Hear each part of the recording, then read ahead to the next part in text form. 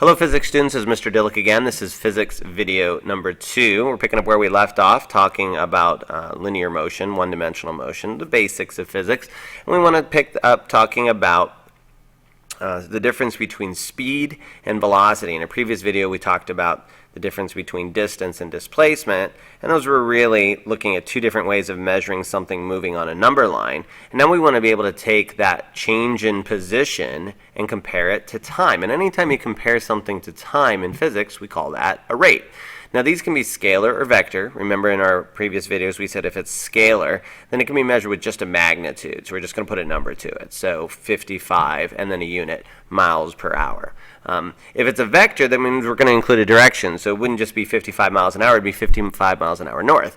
And so these rates can be either scalar or vector. You can have them with a magnitude only or with a magnitude and direction. These are always derived quantities. And remember, a basic quantity can only be measured with a tool, like a meter stick or a stopwatch or a speed gun.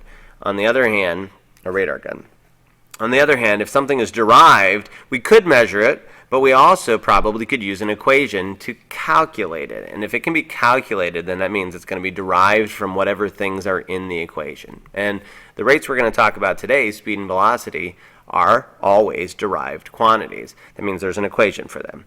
And these can be either quantitative or qualitative. Remember, a quantitative look at something in physics is when you're going to put a number to something. You're going to actually stick a number on it. And a qualitative one is one where you're going to describe it with a quality, but not necessarily a number. So that is, if my speed is fast, that's qualitative. If my speed gets faster, that's also a qualitative way of looking at my speed. If my speed is 55 and it goes to 65, that's a quantitative way of looking at it. And so you can see those are going to come into play here as we talk about rates. So what's the difference between speed and velocity? Those terms are used pretty interchangeably by the everyday man on the street, but to a physicist, speed is a scalar quantity, whereas velocity is a vector quantity. So if I asked you how fast something was going and you put a number on it and you said 5, and I said, well, give me a unit. What is that, 5 miles an hour or meters per second or what? If you put a unit on that, then if we just left it as 5 meters per second, well, that's a speed, because what you're looking at is a relationship between how distance is changing over time, and distance is a scalar quantity. It doesn't pay any attention to direction. You may recall that from earlier. Velocity, on the other hand, is a vector quantity. It's not a measurement of distance over time. It's a measurement of displacement over time. And so when we think about calculating speed or calculating velocity, the equations look a teeny little bit different. So here you can see the equations. The equation for speed is that it's a relationship between distance over time, and it's measured in meters, the standard unit of distance, per second, the standard unit of time. Velocity, on the other hand, is a measure of displacement, or a change in position over time. And in this case, I've decided to express this as a velocity of something moving left and right, because I used delta x. Delta is this triangle shape that represents, it's a Greek letter that represents a change in something. So it's a change in x is its position on a number line that's a left and right number line over time. And change in position, displacement, is also measured in meters, and time is measured in seconds. So the standard unit of velocity is also meters per second. Please make a note that really we need to be more specific when we describe the equation for velocity than we do when we describe the equation for speed. Since speed is scalar and direction doesn't matter, we can just say S equals d over t. And you may recall speed here is directly related to distance because they're both in the numerator, whereas speed is indirectly related to time because one of them is in the numerator and the other one's in the denominator. And please note they're on opposite sides of an equal sign. Distance is directly related to time, but you would have to do some algebra to rearrange that to see that. But back to my point about velocity. When it comes to velocity, actually I just kind of wrote a vanilla version of velocity here. Let me be more specific. This happens to be velocity of something moving left and right. And even then, it's not quite accurate. Let me show you what the equations should look like and what the equations for something moving in a different direction might look like when calculating velocity. So here you can see this is a little more specific. What we can see is that what I really meant to say was the velocity left and right. This would be called the horizontal velocity, is the horizontal displacement over time. Whereas the vertical velocity is the vertical displacement over time, and the forward and backward velocity, which is called linear velocity. That's actually a terrible name because it's not always linear. It's not always in a straight line. But in this case, it's called the linear velocity, is the linear displacement, the displacement forward and back compared to time. All of these would be measured in meters per second.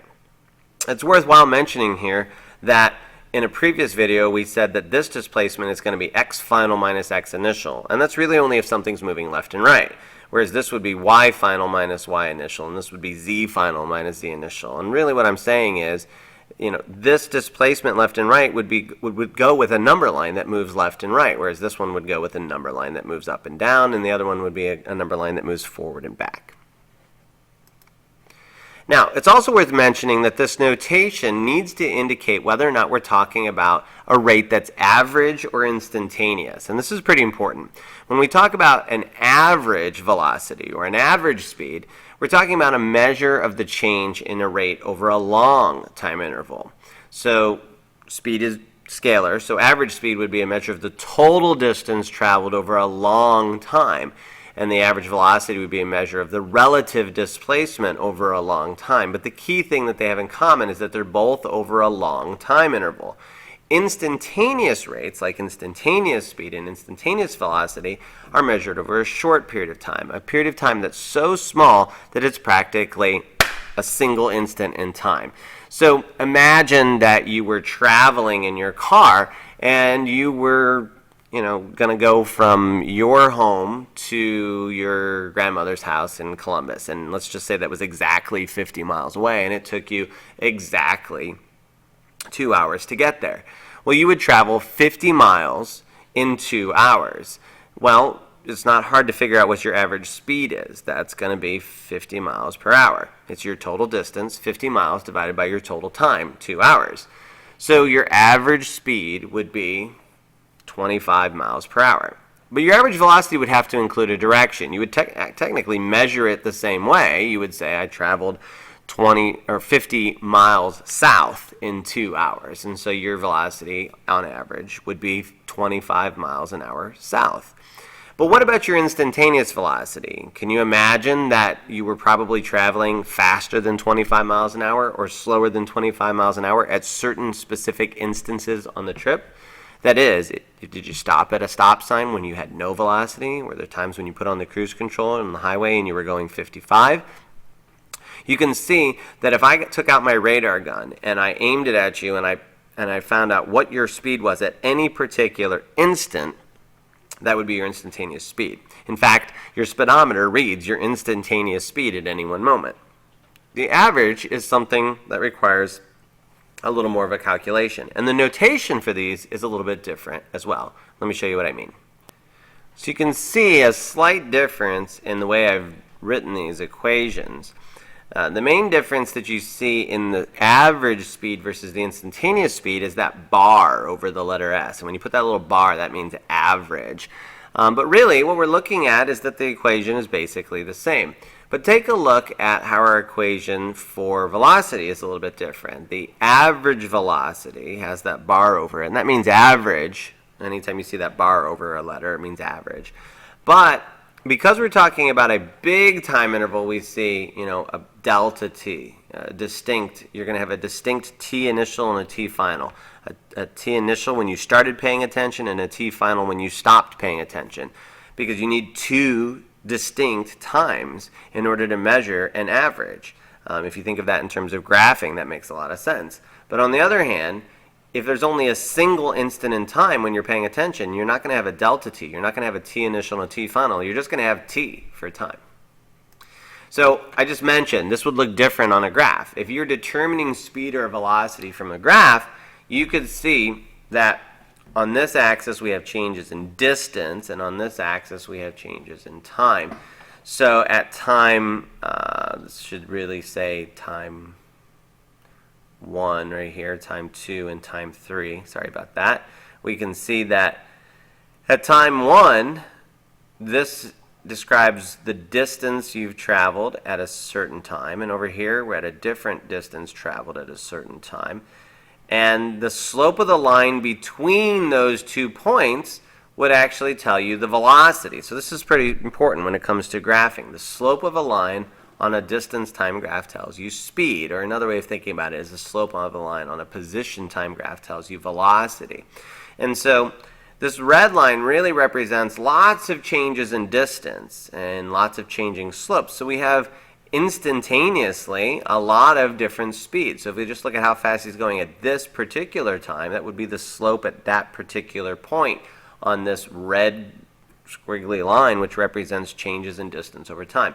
But if we look over 2 big points, we can see that there were times when the slope of this blue line is greater than, and other times when it's less than the actual average. So there's times when we're going slower than the average and times when we're going faster than the average. So I just mentioned that the slope of the line on a position time graph or distance time tells you the speed. So the slopier it is, or if you will, the steeper it is, the faster it's going. If there was no slope, that would be no speed at all. So imagine that you were looking at this dotted black line. It has no slope. And over here, this might be a position, a distance of 5 meters away. And it's still 5 meters away a little bit later. And at a different time out here, it's still 5 meters away, and here it's still 5 meters away, and still 5 meters away. So on a distance time graph, if you see a horizontal line, it means that object is not moving. The steeper the line, the faster it's moving. So which of these objects is moving the fastest? That would be the pink line. The green line is certainly moving faster than the black line, which isn't moving at all.